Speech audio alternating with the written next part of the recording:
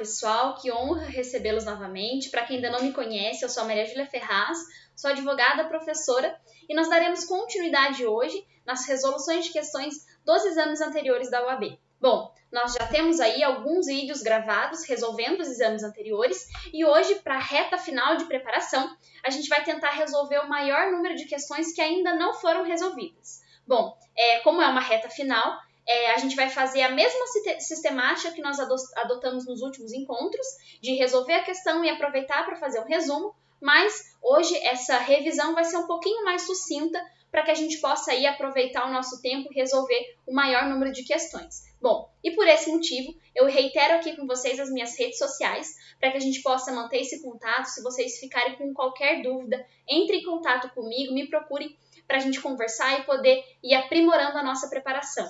E aí, eu estarei com vocês até o dia da prova. Bom, eu continuo dizendo que a resolução de questões ela é o melhor método para aprovação, porque a gente pode aproveitar para já conhecer o examinador e também ver como aquele assunto vem sendo cobrado, quais são os principais assuntos, e esse é o nosso objetivo de hoje, rever os principais assuntos que já foram cobrados pela OAB. E o processo do trabalho, ele conta com 5 questões no exame de ordem, são questões bem práticas, e por esse motivo, se a gente souber um pouquinho do que trata o assunto, a gente consegue aí já garantir o nosso ponto. Então, vamos juntos resolver as questões de processo do trabalho. Bom, vamos para a primeira questão. Essa é uma questão retirada do exame 26 da OAB. Acompanhem comigo. Gustavo foi empregado da empresa Pizzaria Massa Deliciosa. Após a extinção do seu contrato, ocorrido em julho de 2018, as partes dialogaram e confeccionaram um termo de acordo extrajudicial, que levaram à Justiça do Trabalho para homologação.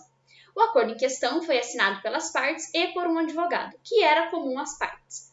Considerando o caso narrado, segundo os ditames da CLT, assinale a afirmativa correta.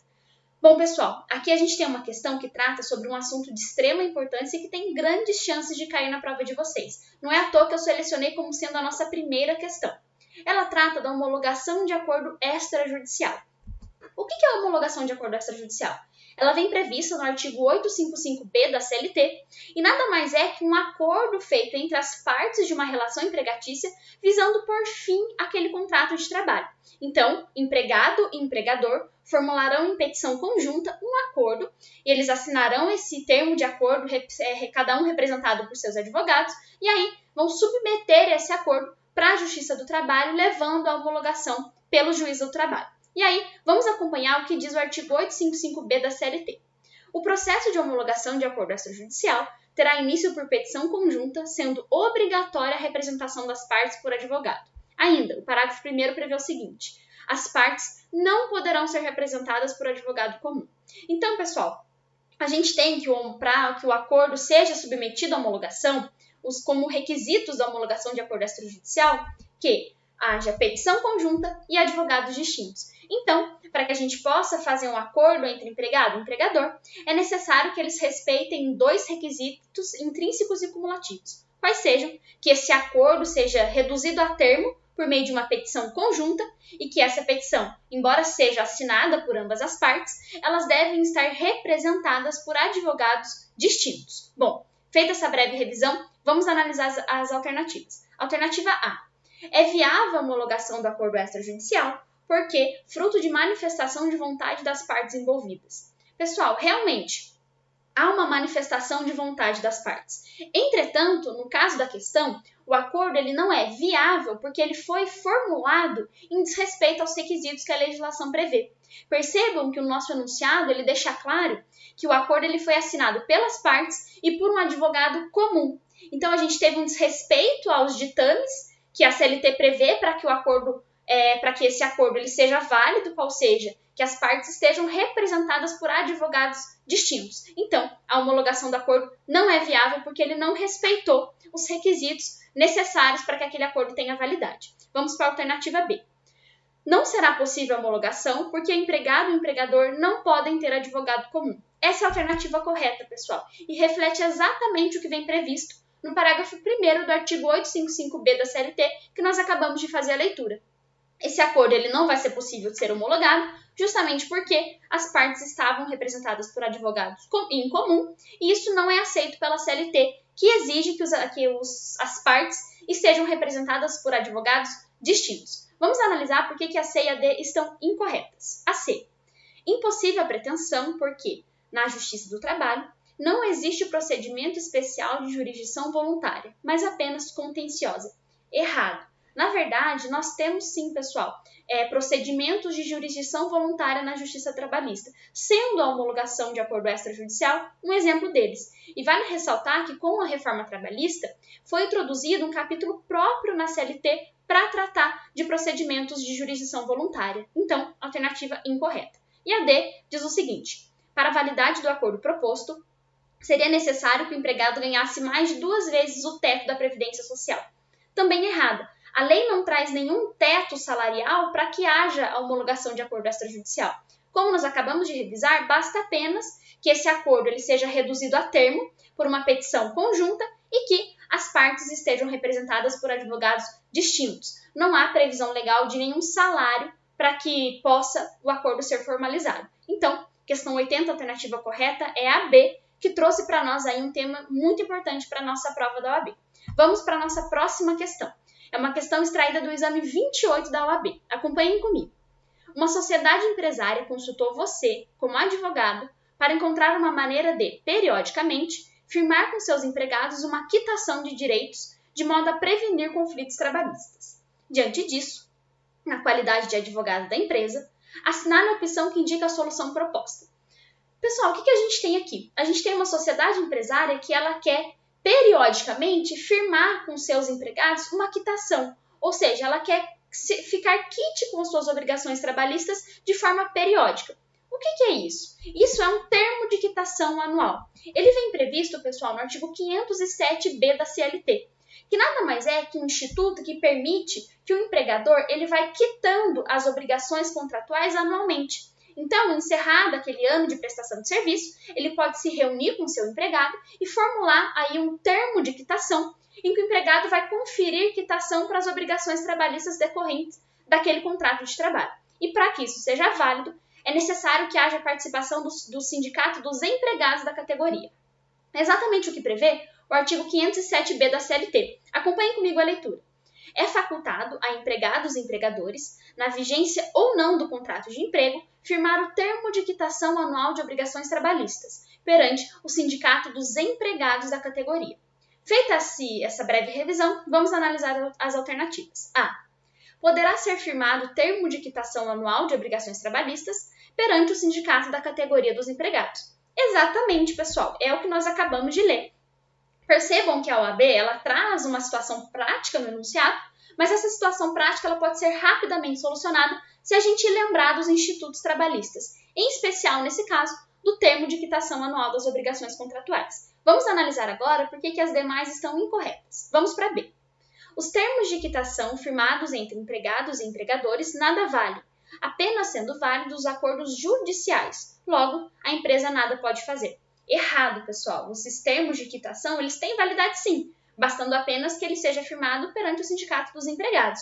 Então, não é necessário um acordo judicial, eu não preciso levar esse termo de quitação perante o juiz do trabalho, justamente porque há a possibilidade dele ser feito apenas perante o sindicato dos empregados. Então, incorreta alternativa. Vamos para C. Poderá ser firmado o termo anual de quitação de obrigações trabalhistas no sindicato profissional ou no sindicato patronal. Errado. Aqui, como nós acabamos de ver, inclusive eu deixei em negrito para vocês, é necessário que esse termo de quitação seja feito perante o sindicato dos empregados e não do sindicato patronal. E a D, basta firmar termo de quitação anual das obrigações trabalhistas por mútuo consentimento. Não, pessoal, como nós vimos, não basta apenas que haja um mútuo consentimento. Eu preciso da participação do sindicato dos empregados para que aquele termo de quitação anual possa ter validade. Então, questão 78, a alternativa correta é a A. Vamos para a nossa próxima questão. Acompanhem comigo, é uma questão também extraída do exame 28 aplicado pela OAB. Vamos para a leitura.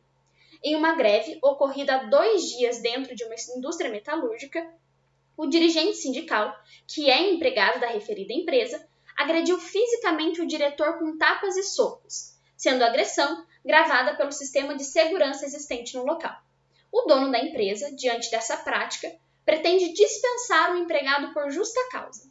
Em razão disso, ele procura você, como advogado, no dia seguinte aos fatos narrados, para obter sua orientação. De acordo com o disposto na CLT, assinale a opção que apresenta sua recomendação jurídica respectiva justificativa. Pessoal, o que a gente tem aqui?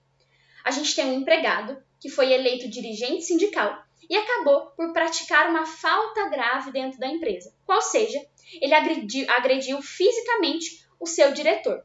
Daí porque a empresa pretende, proceder com a dispensa por justa causa desse empregado, e aí se questiona qual vai ser a saída para a empresa, qual vai ser o procedimento a ser adotado pela empresa. Pessoal, o que a gente precisa lembrar?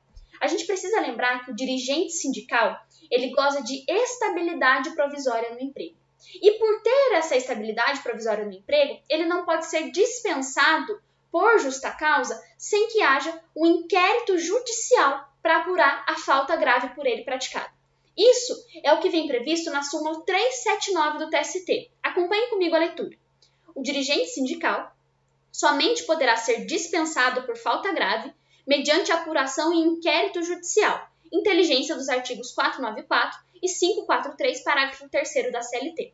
Então, percebam que nesse caso, para que o empregador possa proceder à dispensa por justa causa do empregado que é dirigente sindical e que praticou uma falta grave, é necessário que ele suspenda o empregado e ajuize o inquérito judicial para que possa apurar a falta grave praticada por esse empregado. E acrescentando, pessoal, o artigo 853 da CLT prevê o seguinte, que para a instauração do inquérito para apuração de falta grave, contra empregado garantido com estabilidade, o empregador apresentará reclamação por escrito à junta ou juízo de direito dentro de 30 dias contados da data da suspensão do empregado. Então, pessoal, o que acontece? Se eu tenho um empregado que ele é dirigente sindical e, portanto, detentor de estabilidade provisória no emprego, se esse meu empregado praticar uma falta grave, é preciso que eu proceda com a suspensão desse empregado e dentro de 30 dias eu tenho que ajuizar um inquérito judicial para apurar essa falta grave praticada pelo empregado. E aí, então, se verificado que houve a prática de uma falta grave, que eu vou poder proceder com a dispensa por justa causa desse empregado. Vamos para as alternativas. Ela traz o seguinte, de acordo com o disposto na CLT, assinar a opção que apresenta sua recomendação jurídica e a respectiva justificativa. Então, o empregador deverá dispensar imediatamente o empregado por justa causa e ajuizar ação de consignação e pagamento dos créditos porventura devidos.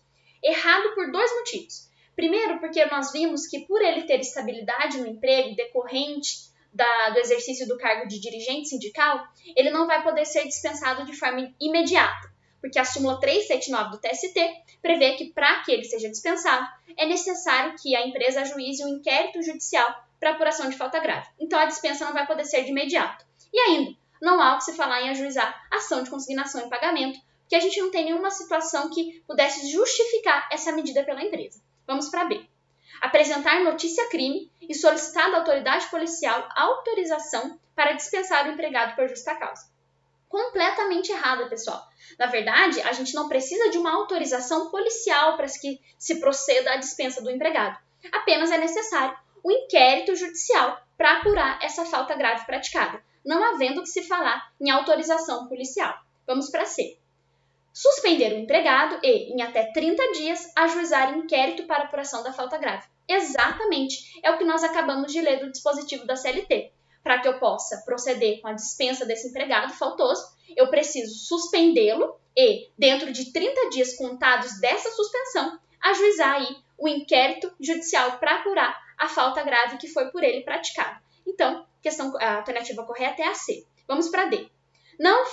Que o empregador não fazer nada, porque a justa causa teria que ser aplicada no dia dos fatos, ocorrendo, então, perdão tácito. Errado.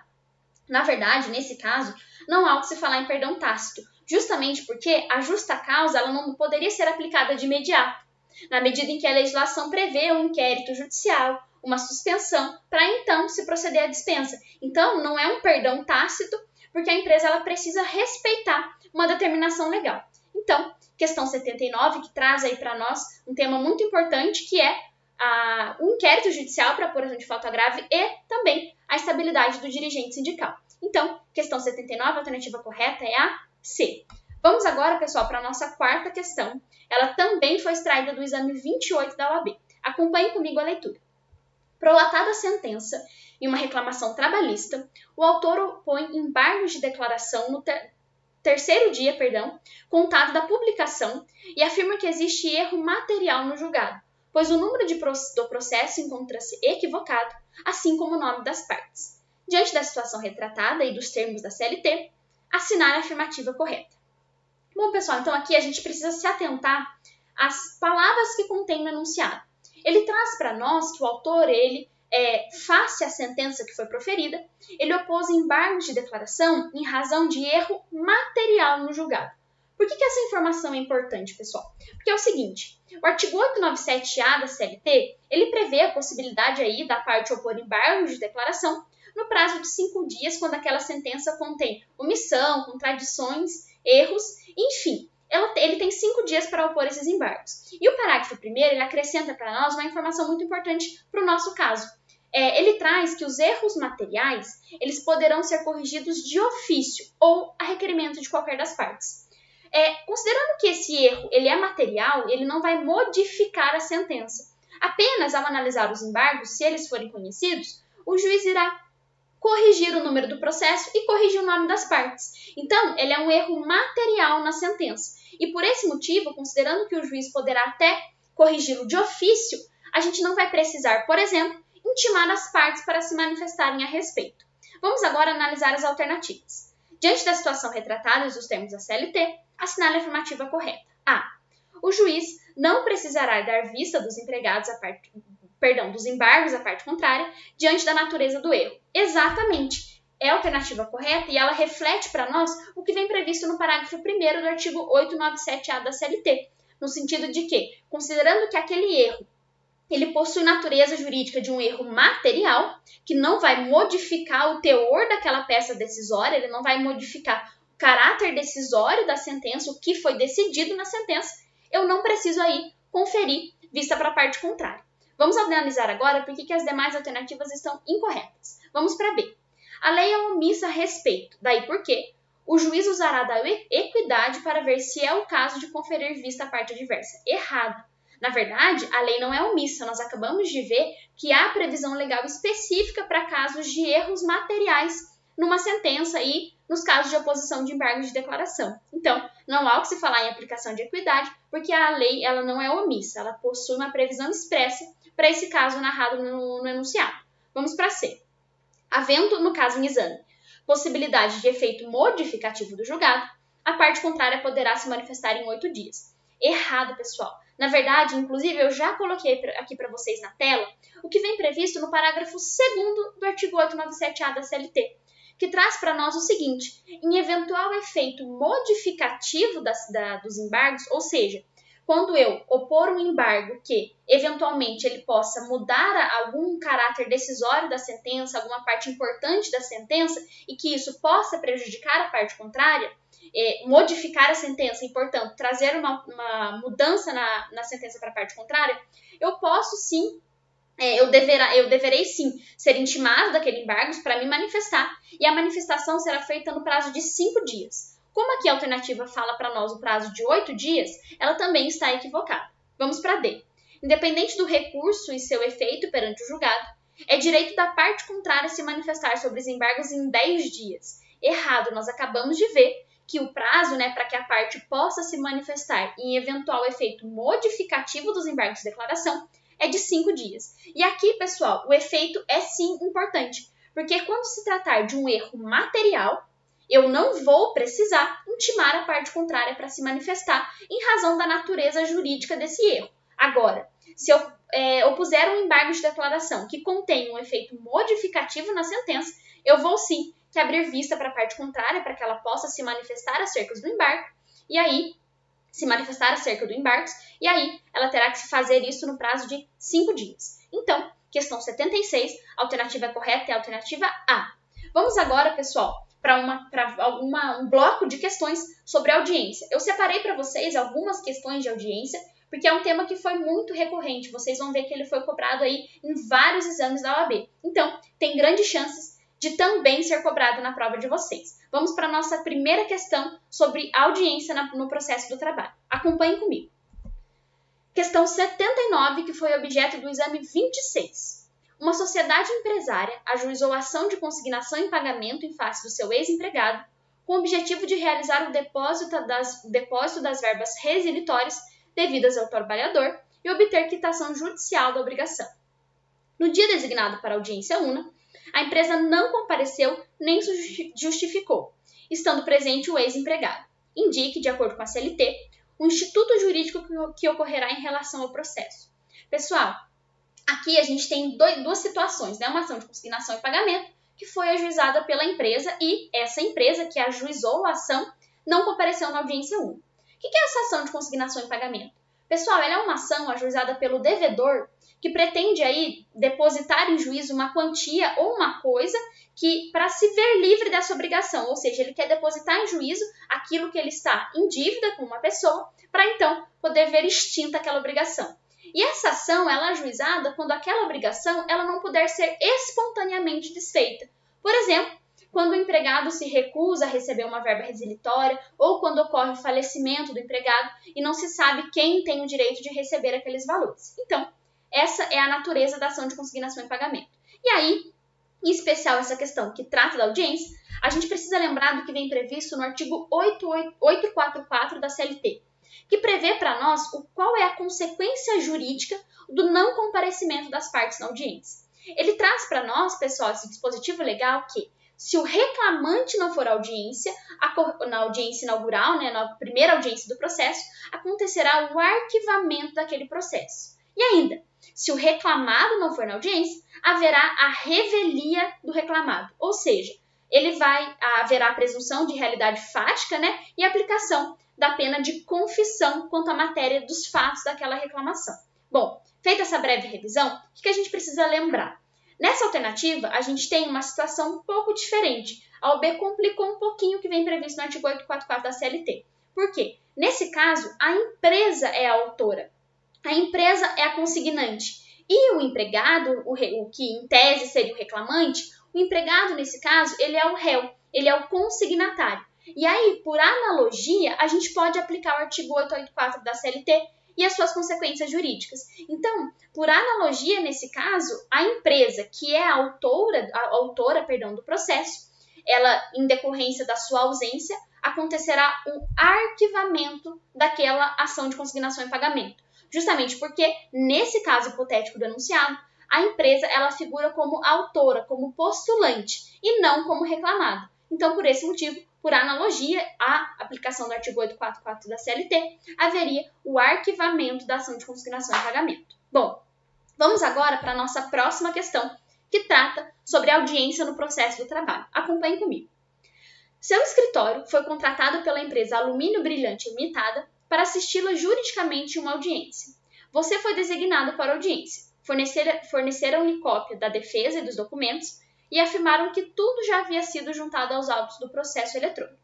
Na hora da audiência, tendo sido aberta esta, bem como os autos eletrônicos do processo, o juiz constatou que a defesa não estava nos autos, apenas os documentos. Diante disso, o juiz facultou-lhe a opção de apresentar defesa. Nos exatos termos previstos na CLT, você deverá. Pessoal, vamos entender o que aconteceu aqui. A empresa, ela te chamou, né, você como advogado, mais uma vez a OAB criando aí uma situação hipotética em que o examinando figura como advogado, no caso, e aqui você foi contratado para representar uma empresa na audiência. A empresa, esse era um processo eletrônico, e a empresa te disse que a defesa já estava no processo. Só que quando iniciou a audiência, o juiz percebeu que, bem verdade, a defesa não havia sido protocolizada e facultou aí a você que apresentasse a defesa. O que a gente precisa lembrar, pessoal?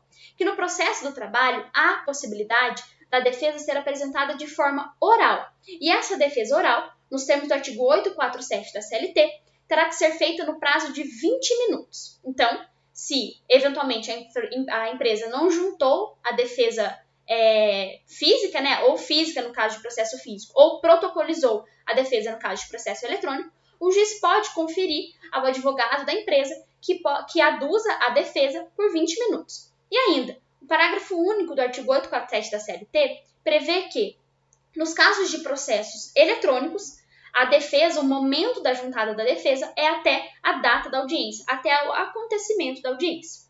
Então, no caso aqui, a defesa não foi protocolizada. E aí, a gente vai saber que a saída seria apresentar uma defesa oral. Vamos para as alternativas. A alternativa A diz, que o advogado da empresa deverá entregar a cópia escrita que está em sua posse. Errado, pessoal. Primeiro, porque o enunciado ele foi claro em dizer para nós que trata-se de um processo eletrônico.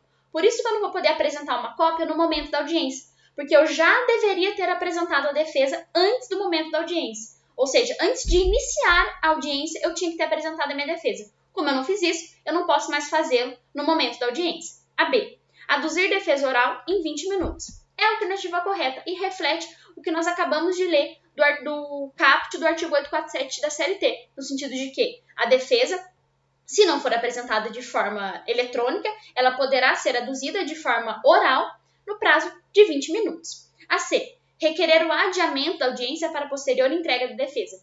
Errado, pessoal. A CLT ela é bem clara em trazer qual é o prazo para a juntada da defesa. Se ele não foi respeitado, precluiu o direito da reclamada. Então, ela não pode posteriormente juntar essa defesa no processo. E a D. Requerer a digitalização da sua defesa para juntada no processo. Também equivocada. Essa defesa ela já deveria ter sido juntada até o momento da audiência. Então, ela não pode mais fazer isso quando a audiência já estiver acontecendo. Então, questão 76, que traz aí para nós a previsão acerca da defesa feita na forma oral, no prazo de 20 minutos, e a alternativa correta nós concluímos que é a B. Vamos para a nossa próxima questão e última, que trata também de audiência. Essa é uma questão, pessoal, do exame 29, nós já resolvemos, mas eu achei muito importante que nós façamos uma nova leitura e resolução dessa questão, porque ela traz um tema que tem grande chance de ser cobrado na prova de vocês. Acompanhem comigo. Em março de 2019, durante uma audiência trabalhista que envolvia a sociedade empresária ABCSA, o juiz indagou a pessoa que se apresentou como preposto se ela era empregada da empresa, recebendo como resposta que não. O juiz, então, manifestou o seu entendimento de que uma sociedade anônima deveria, obrigatoriamente, fazer-se representar por empregado, concluindo que a sociedade empresária não estava adequadamente representada. Decretou, então, a revelia, excluiu a defesa protocolizada e sentenciou o feito na própria audiência, julgando os pedidos inteiramente procedentes. Diante desse quadro e do que prevê a CLT, assinale a afirmativa correta.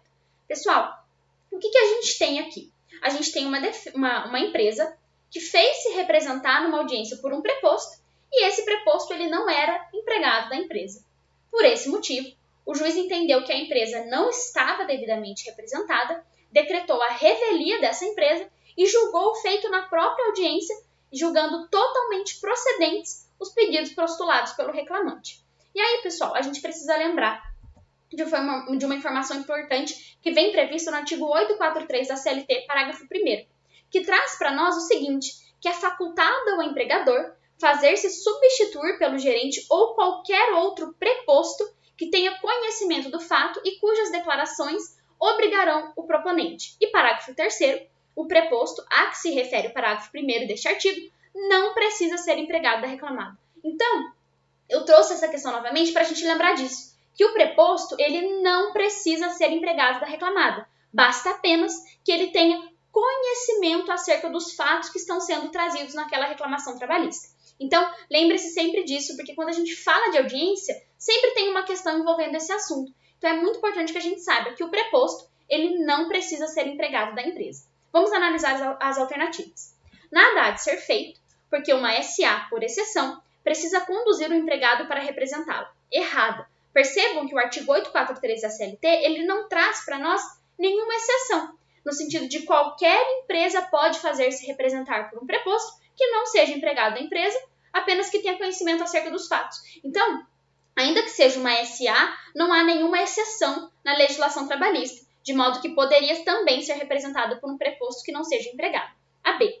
O advogado da ré deverá interpor recurso ordinário no prazo de 8 dias, buscando anular a sentença, pois o preposto não precisa ser empregado da reclamada. Perfeito, pessoal. É a alternativa correta. Reflete exatamente o que nós acabamos de revisar. Encerra dizendo que o preposto não precisa ser empregado da empresa e ainda, ele traz que o recurso cabível face à sentença proferida pelo juízo é o recurso ordinário. E nós sabemos que é exatamente isso. Se eu tenho uma sentença proferida no processo de trabalho, o recurso cabível face a essa sentença é um recurso ordinário que deverá ser interposto no prazo de 8 dias. Então, alternativa correta. Vamos para C. O advogado da ré deverá impetrar mandado de segurança. Vamos parar por aqui. Nesse caso, nós acabamos de concluir que o recurso cabível, a peça recursal cabível, é o recurso ordinário. Então, como a gente tem um recurso próprio a ser utilizado, não há o que se falar em impetrar mandado de segurança. E a D, uma vez que a CLT faculta a juiz aceitar ou não como preposto pessoa que não seja empregada, o advogado deverá formular um pedido de reconsideração judicial.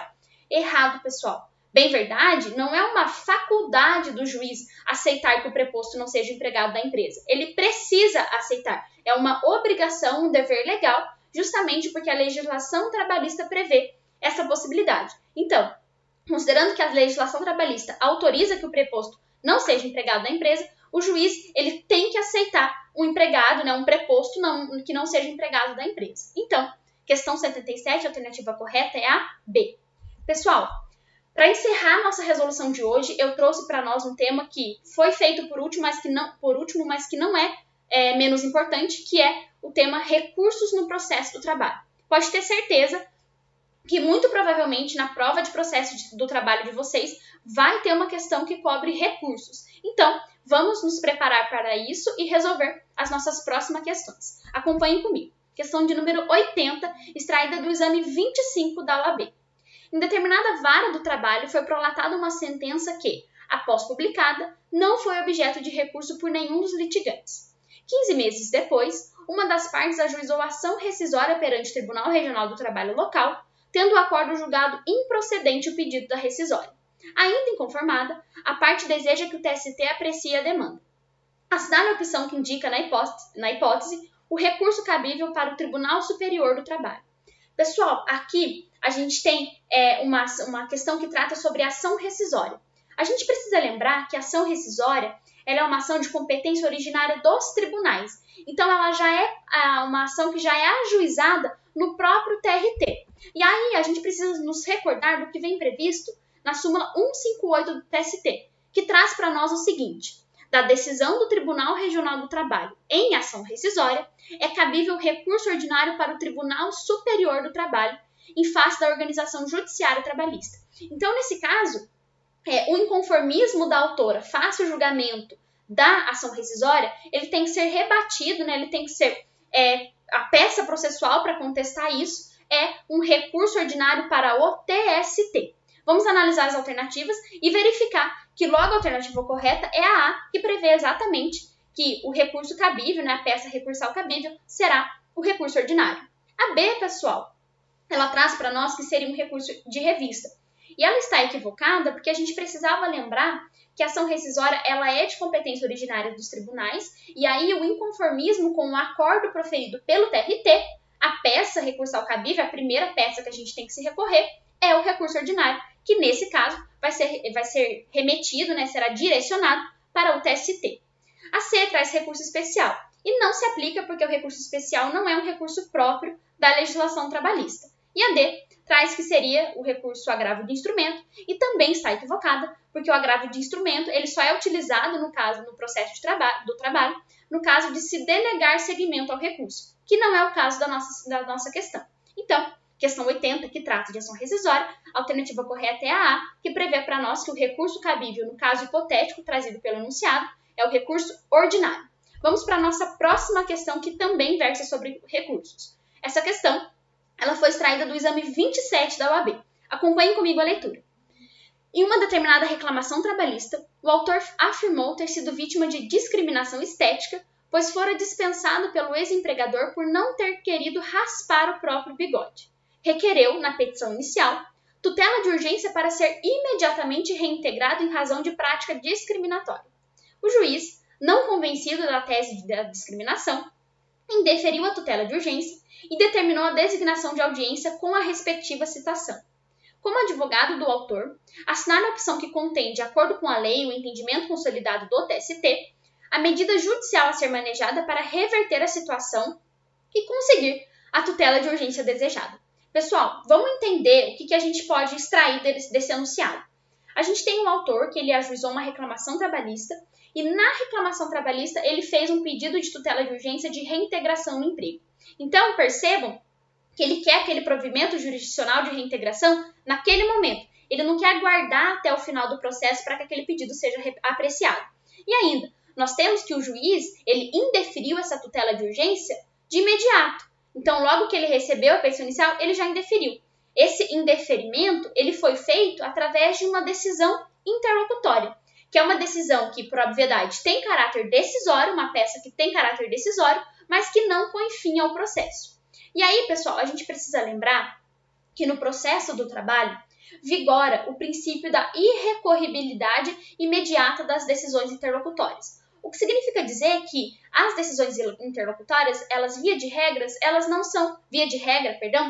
são irrecorríveis de imediato. Eu preciso esperar para que quando da sentença, quando a parte for interpor recurso ordinário, ela possa manifestar esse inconformismo. E, com relação a isso, nesse caso, a gente tem que o reclamante, né, ele não poderia interpor nenhum recurso face àquele indeferimento. Entretanto, há uma alternativa. E essa alternativa vem prevista na súmula 414 do TST, item 2, que traz para nós que no caso de a tutela provisória haver sido concedida ou indeferida antes da sentença, cabe mandado de segurança em face da inexistência de recurso próprio.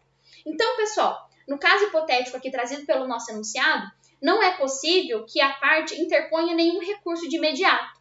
E justamente por não haver um recurso próprio para ser utilizado, que a súmula 414 do TST autoriza que seja impetrado o mandado de segurança. Então, a alternativa a ser seguida aqui, face o indeferimento da tutela de urgência, é que o reclamante impetre um mandado de segurança. Vamos para as alternativas. A alternativa A fala que a saída seria interpor recurso ordinário. E nós já concluímos que não, porque em razão do princípio da irrecorribilidade imediata das decisões interlocutórias e ainda porque nós temos uma decisão interlocutória. E o recurso ordinário ele é cabível apenas em face de sentenças. A B, nada poderá ser feito por tratar-se de decisão interlocutória que é irrecorrível na Justiça do Trabalho.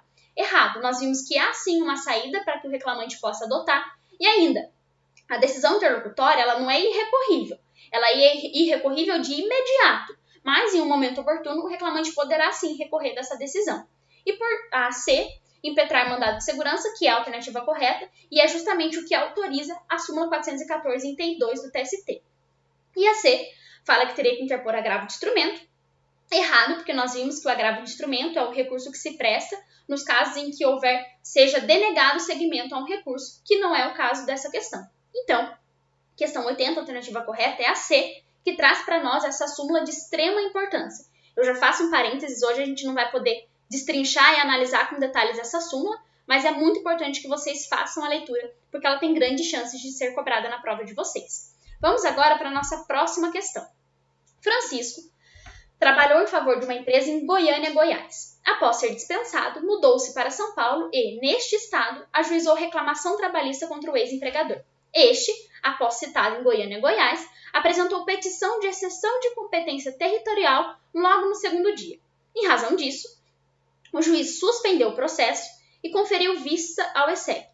Em seguida, proferiu decisão acolhendo a exceção e determinando a remessa dos autos ao juízo distribuidor de Goiânia, Goiás, local onde os serviços de Francisco foram prestados e que, no entendimento do magistrado, seria o juízo competente para julgar a reclamação trabalhista. Diante da situação retratada no entendimento consolidado do TST, assinale a afirmativa correta. Pessoal, vamos entender o que esse enunciado traz para nós. Ele traz um caso hipotético de Francisco que exerceu suas atividades laborativas em Goiânia, Goiás, ou seja, esse era o local da prestação de serviço, e que ele foi dispensado e se mudou para São Paulo. E lá em São Paulo ele ajuizou uma reclamação trabalhista. E aí, a empresa, ao ser notificada dessa reclamação, ela apresentou uma exceção de incompetência dentro do prazo, e aí o juiz julgou essa exceção de competência e determinou a remessa do feito para o juízo de Goiânia, Goiás, que seria o competente. O que a gente precisa lembrar, pessoal? Primeiro, vale a gente lembrar o seguinte, que nos termos do artigo 651 da CLT, o foro competente para ajuizar essas reclamações trabalhistas é o local da prestação de serviço ou da contratação.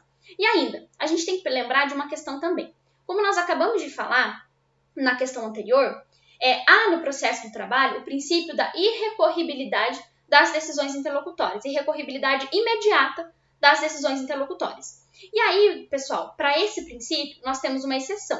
E foi justamente a exceção que foi cobrada pela OAB. Inclusive, essa questão foi considerada difícil. Então, se você pausou o vídeo, resolveu a questão e acertou, acompanhe comigo a resolução e já te parabenizo porque foi uma questão considerada com um teor de dificuldade grande pela OAB.